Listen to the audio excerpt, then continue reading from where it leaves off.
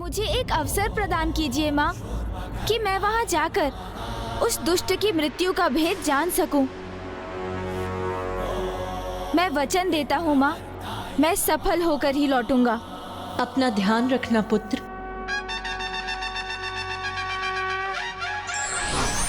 यहाँ का प्रवेश द्वार तो खुला है और यहाँ कोई द्वारपाल भी नहीं। ये कैसी मूर्खता है इस असुर की?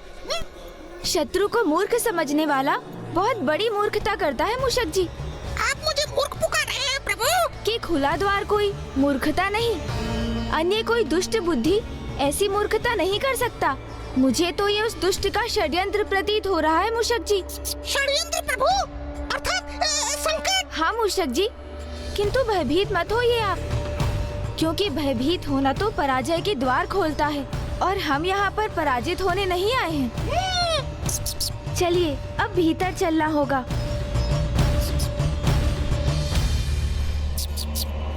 अब तुम्हारी रक्षा करने कोई भी आए, चाहे देवी आदि शक्ति या फिर उनकी अर्ध शक्ति, जो भी यहाँ आएगा प्रवेश करने के उपरांत लौट नहीं सकेगा।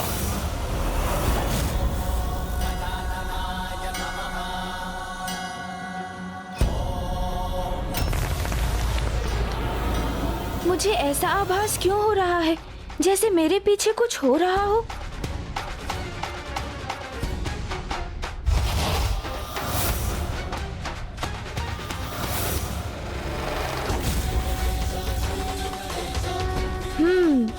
कदाचित ये मेरा भ्रम ही होगा।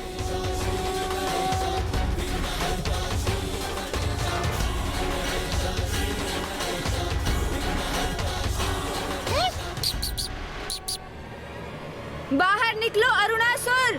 मैं पार्वती नंदन श्री गणेश तुम्हें युद्ध के लिए चुनौती देता हूँ। आओ बाहर निकलो, युद्ध करो मुझसे।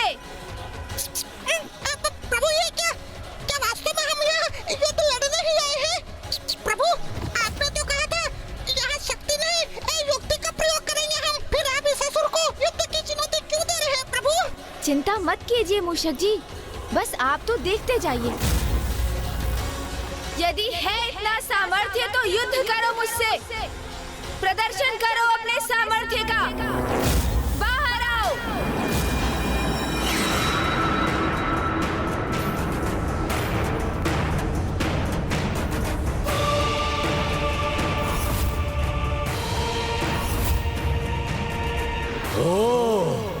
तो देवी स्वयं नहीं आई यहाँ, उसने अपने पुत्र को भेजा है।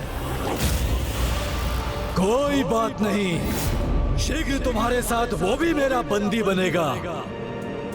तब तो देवी स्वयं आने में विवश हो जाएगी ना।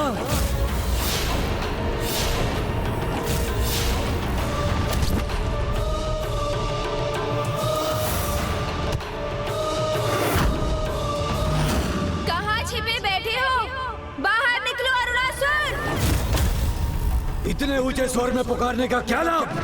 मुझसे युद्ध करोगे? इतना विश्वास है अपने सामर्थ्य पर तो स्वयं ये भीतर क्यों नहीं आ जाते? तो फिर तनिक प्रतीक्षा करो असुर, पार्वती नंदन गणेश स्वयं आ रहा है। ज्ञान ब्रह्म प्रकाशकः। मैं भी तो देखूं कौन है ये गणेश जिसने मुझे चुनौती देने का साहस किया। मोहासुरस्य शत्रुर्वै आहुवाहनगः स्मृतः। ओम गजानन। यदि तुम विशाल हो तो मैं अति विशाल हूँ।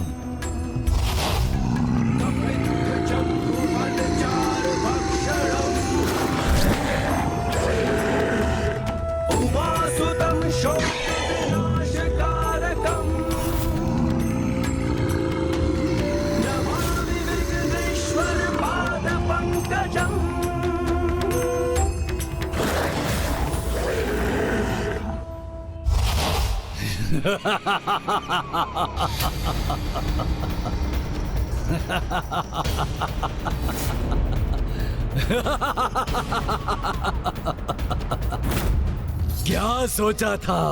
और क्या निकला?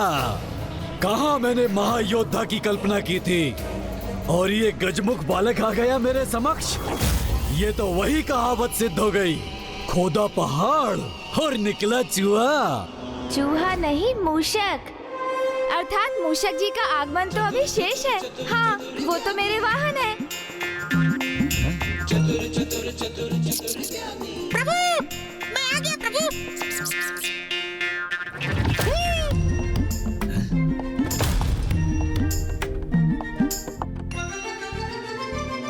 तुम्हारा तो आरंभ होते ही अंत हो जाता है। तुम्हारी माता को तनिक भी दया नहीं आई तुम्हारे ऊपर।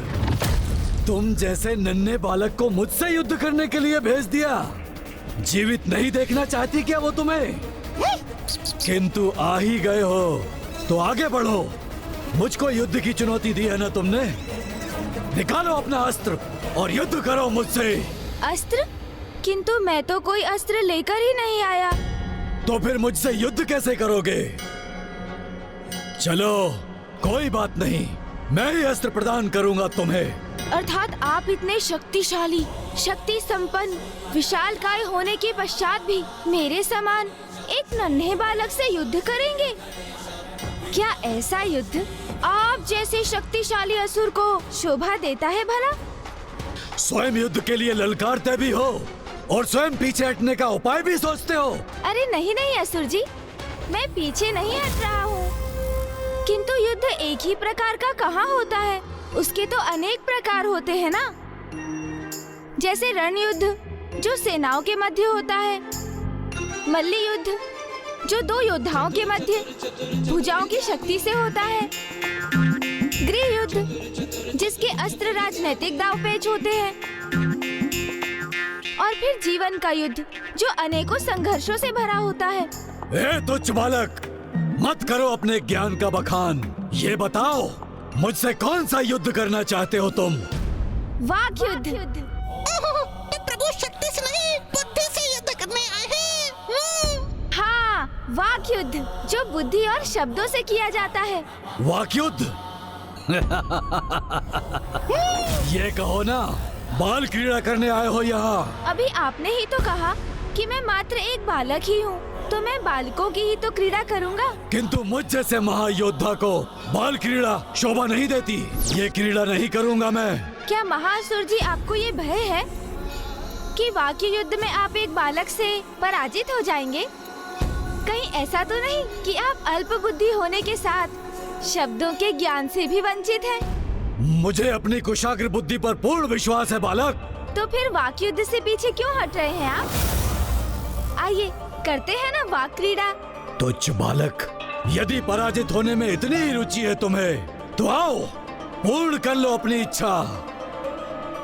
किंतु उसके पूर्व तुम्हें भी अपनी योग्यता सिद्ध करनी होगी, मुझे ढूंढकर। आपको ढूंढकर? किंतु आप तो मेरे समक्ष खड़े हैं ना महान असुर जी। सर्वप्रथम मुझे ढूंढकर तो दिखाओ और बताओ कहाँ हूँ मैं। वहाँ। नहीं बालक, मैं यहाँ हूँ। अब दो ही अवसर शेष हैं तुम्हारे पास, बताओ कहाँ हूँ मैं।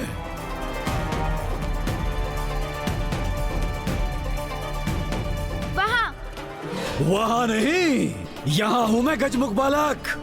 चलो अब तुम्हारा ये अंतिम अवसर है, बताओ कहाँ हूँ मैं।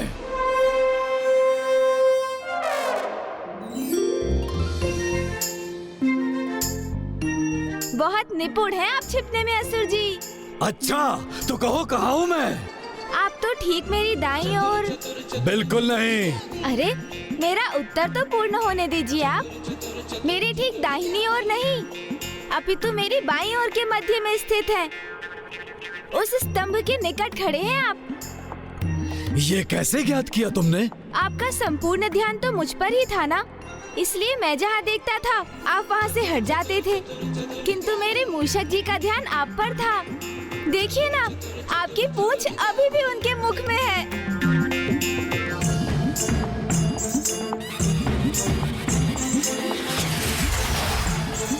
चतुर गणेशा।